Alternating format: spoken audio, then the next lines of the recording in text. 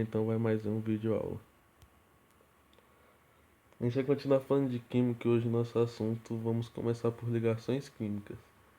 E as ligações químicas correspondem à união dos átomos para a formação das moléculas.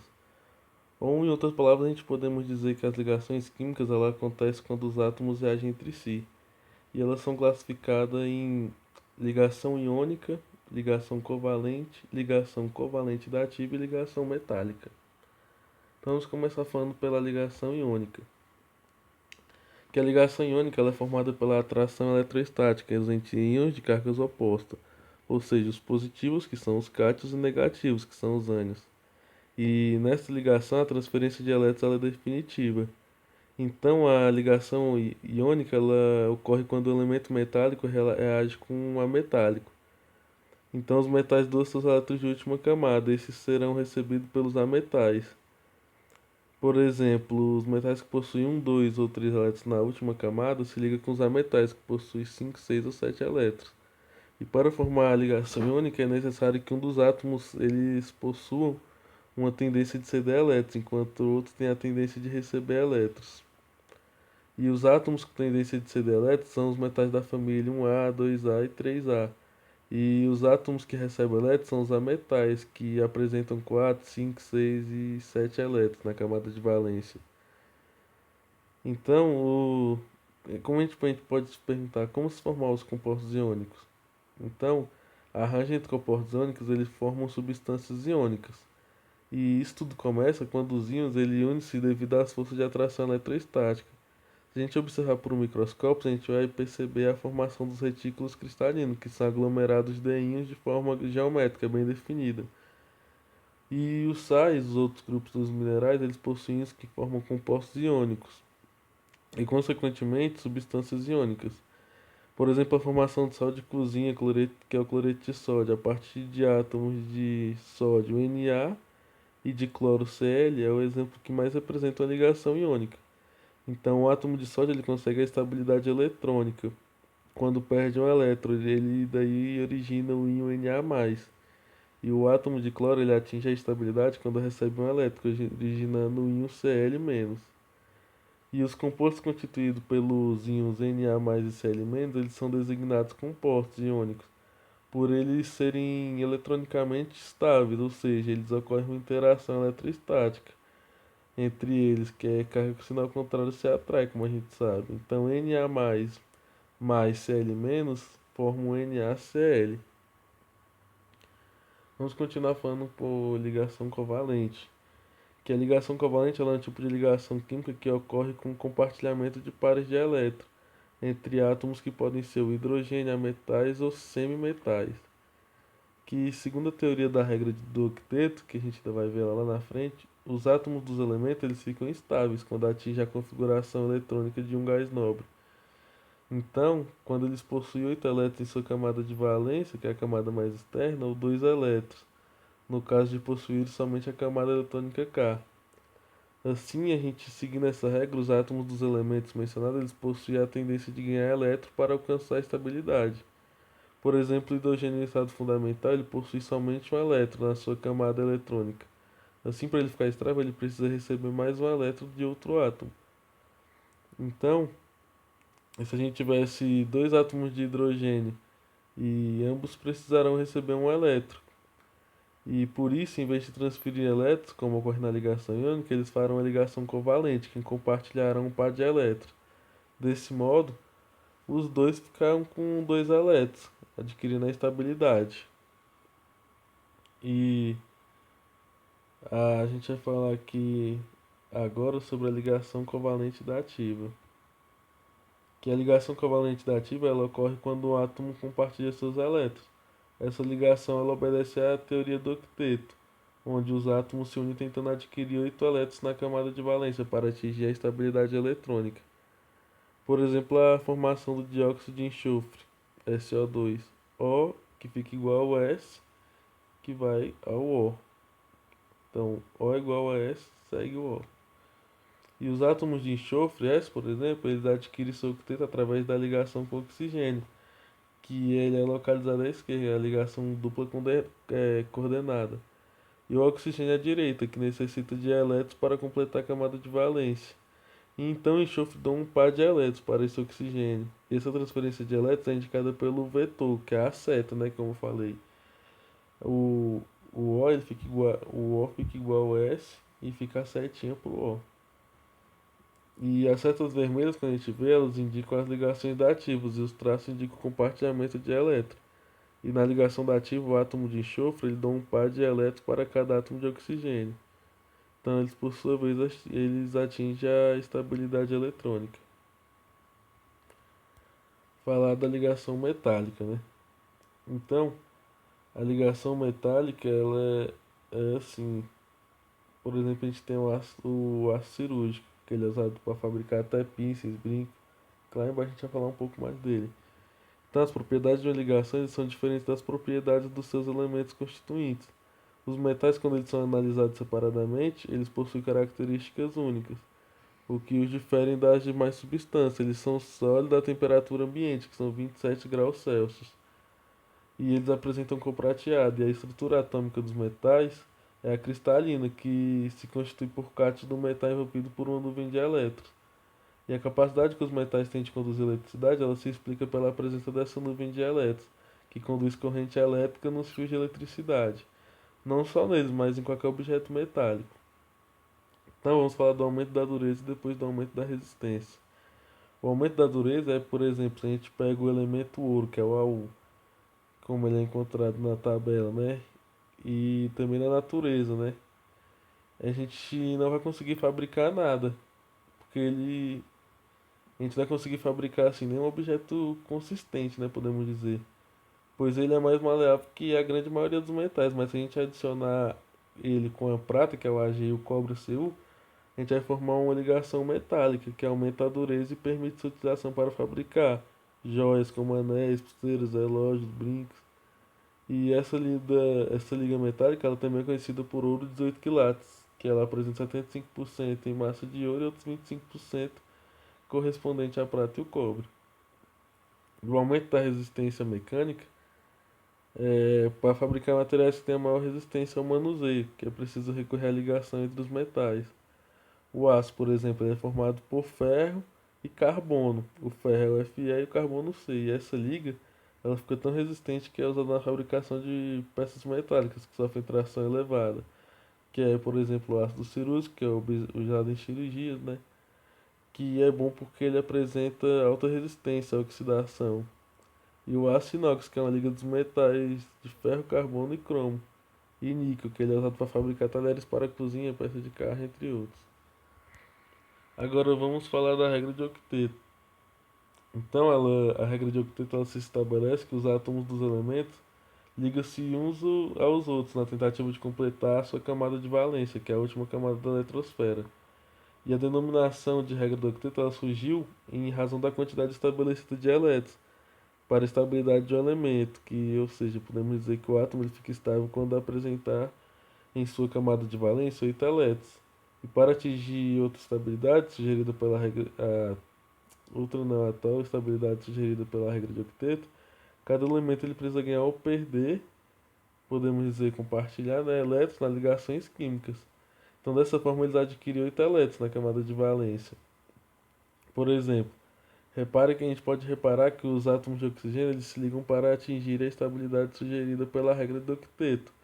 E as diferentes cores da eletrosfera mostradas na que a gente poderia ver, né, na figura no então, os átomos de oxigênio eles possuem 6 elétrons na camada de valência, que é assim, é tipo, fica tipo um anel, né, da podemos dizer. E para se tornar estável, eles precisam contar com 8 elétrons. Então, o que a gente tinha que fazer?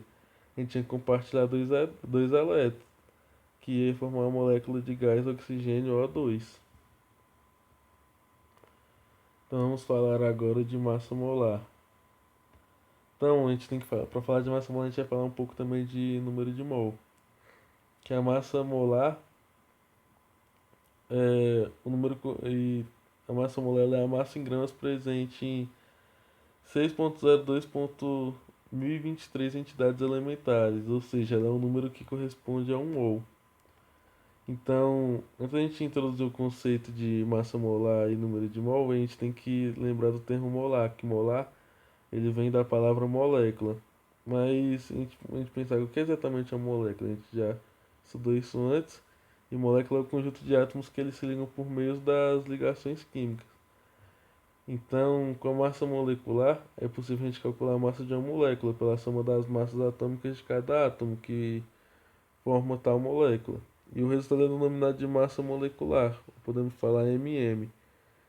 E então, por exemplo, qual seria a massa molecular do gás sulfídrico, que é H2S, por exemplo? Então, primeiro é preciso a gente saber qual é a massa atômica de cada átomo, que é dada pela tabela periódica do elemento. Por exemplo, a massa atômica do hidrogênio, H, é uma unidade por massa atômica, e a massa atômica do enxofre é 32,1. 32,1. E a massa molecular ela é a soma das massas atômicas dos átomos.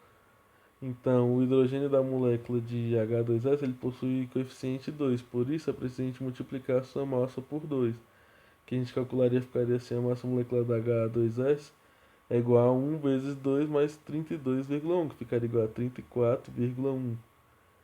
E a massa molar no número de mol, a gente poderia falar assim, já a massa molar, assim como o número de mol, ela relaciona-se com a constante da Avogadro, que ficaria 6,02 vezes 10 a 23. E a gente ficaria assim, o número de entidades elementares contido em um mol, elas corresponde então a esse mesmo valor, que é 6,02 vezes 10 a 23 mol menos 1. Então, assim ficaria a massa de 6,02 vezes 10 a 23 a entidade química expressa em graus por mol. Por exemplo, o H2S, a massa molecular é igual a 34,1 U e a massa molar ficaria 34,1 grama por mol. Que isso quer dizer que 34,1 grama por mol de gás fluídico a gente tem 6,02 vezes 10 a 23 moléculas, então podemos dizer 1 mol de moléculas. Então a massa molecular e a massa molar ela possuem os mesmos valores, só que o que difere a unidade da medida é a massa molar relaciona-se com o número de mols, que é dado pelo constante de Avogadro. Avogadro. E agora vamos falar um pouco sobre massa atômica. A massa atômica ela é bem simples, que a massa atômica ela é a massa com átomo de medida de unidade de massa atômica, que ela é simbolizada por U, que o 1U equivale a 1/12 da massa de um átomo de carbono menos 12. E o isótopo natural de carbono mais abundante, que possui 6 prótons e 6 nêutrons, ou seja, um total de número de massa igual a 12. Então a gente sabe que 1U é igual a 1,66054 vezes 10 menos 24. Então agora vamos já falar aqui do arredondamento da massa, do valor da massa atômica, né? E depois da massa atômica na tabela periódica. Então a massa atômica, vamos começar falando do arredondamento. A massa atômica de um átomo de hidrogênio é igual a 1,0079 U, mas costumamos usar somente o valor 1U, que quando fazemos esse arredondamento, o valor da massa atômica ela fica exatamente igual ao número de massa do elemento, ou seja, igual à soma dos prótons e dos nêutrons que existem no núcleo do átomo. E a massa atômica da tabela periódica, ela costuma aparecer logo abaixo do símbolo, como a gente viu na anterior e também no slide dá para ver um pouco. E quando a gente determina a massa atômica no laboratório, é a massa de um átomo encontrada por meio de um aparelho chamado de espectro de massa, que ele indica a massa de um isótopo com uma exatidão de 6 casas decimais. Agora da massa molecular, que então a massa molecular é bem assim, as moléculas são constituídas por átomos unidos através de ligações que podem ser covalentes e iônicas, e a massa de molécula é igual à soma dos átomos, que é a forma sendo assim, para obtermos a massa molecular, a gente deve somar as massas de todos os átomos contidos na fórmula da substância. Então, o cálculo da massa molecular é, por exemplo, assim, C3H10, que ficaria assim, 5 vezes 12 igual a 60. Aí 10 ponto vezes 1 é igual a 10 e 60 mais 10 é igual a 70U, que é a massa molecular do C5H10 ficaria 70U. Bem simples, né, de somar, porque os índices 5 e 10 dos elementos eles foram multiplicados pela massa atômica do carbono 12 e do hidrogênio 1, que a gente viu. E em seguida a gente soma as massas dos dois elementos que formam a molécula resultante de 70U, que é a massa molecular. Agora a gente vai pegar a parte assim que eu considero das mais difíceis, né, que eu aprendi até agora, que ela causa bastante dificuldade em prova de vestibular também, então as provas que a gente faz na escola, né? Então é os cálculos estequiométricos. Eles correspondem ao cálculo de massa, de quantidade de matéria, e em alguns casos de volume das substâncias envolvidas em uma reação química, que eles são feitos com base na proporção entre os coeficientes estequiométricos da reação. Então, quando a gente fala isso, a primeira pergunta que vem na nossa cabeça é quando encontra uma questão de balanceamento de reações, é esta, assim, fica mais ou menos assim. Mas, tipo, o que eu preciso saber para poder resolver questões sobre cálculo estequiométrico? É simples. Para a gente fazer o cálculo estequiométrico de uma reação, é necessário a gente conhecer a proporção entre os coeficientes estequiométricos de reação. E isso é possível através do balanceamento. Do balanceamento químico das equações químicas, eu vou falar um exemplo bem rápido aqui, que é mais um exercício para a gente entender melhor o cálculo.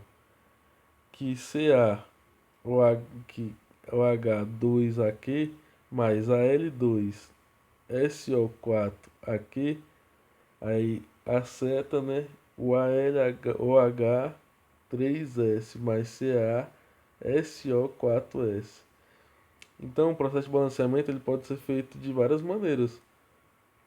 Só que, sendo o método das tentativas que a gente mais usa, ele consiste em iniciar o balanceamento pela espécie que aparece apenas uma vez em cada um dos lados da equação. E também tem como a gente dar preferência ao elemento que possui o maior índice. Então, no caso da reação dada, existem duas espécies que aparecem apenas uma vez em cada lado da equação, que é o alumínio e o cálcio. A gente, portanto, vai dar preferência ao elemento que possui o maior índice, que é o alumínio. Seria assim, CaOH2AQ mais Al2SO4AQ com a setinha 2AlOH, aí ficaria 5S mais CaSO4S. Então, primeiramente, vamos começar igualando a quantidade de alumínio do lado direito com a mesma quantidade do lado esquerdo. Portanto, a gente deve colocar o número 2 no alumínio do lado direito, já que temos dois átomos de alumínio do lado esquerdo da equação. Em seguida, a gente aí contamos o número de cálcio, igualamos os dois lados da equação. Inicialmente, a gente vai colocar o número 1, pois no princípio conseguimos igualar o número de cálcio dos dois lados. Então, agora a gente vai contamos os números dos hidrogênios, né, que são dois hidrogênios do lado direito e seis hidrogênios do lado esquerdo da equação.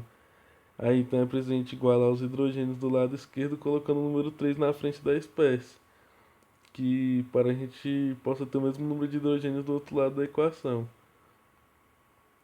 Então ficaria 3CaOH, Al2SO4 e 2Al mais CaSO. Então agora o número de átomos de cálcio não é o mesmo nos dois lados da equação, então é preciso balancear o átomo de cálcio colocando o número 2 na frente da espécie. Por isso o método é chamado de tentativa, pois se ajustando os coeficientes estequiométricos até conseguir o balanceamento total da equação. E por último, é só a gente verificar o número de oxigênios dos dois lados da equação. Se o número estiver correto, o balanceamento da equação já está pronto. Então, o cálculo estequiométrico ele é a quantidade de uma substância em mol. Também pode ser expresso em outras grandezas e, portanto, em outras unidades. Como 1 mol é igual a 6,0 vezes 10 a 23 moléculas. Igual no estado gasoso 25 litros, que é o volume molar 1 atm a 25 graus Celsius. E esses sempre serão os valores para mol e volume, porém a massa em gramas dependerá da fórmula de cada substância, que isso aí vai variar.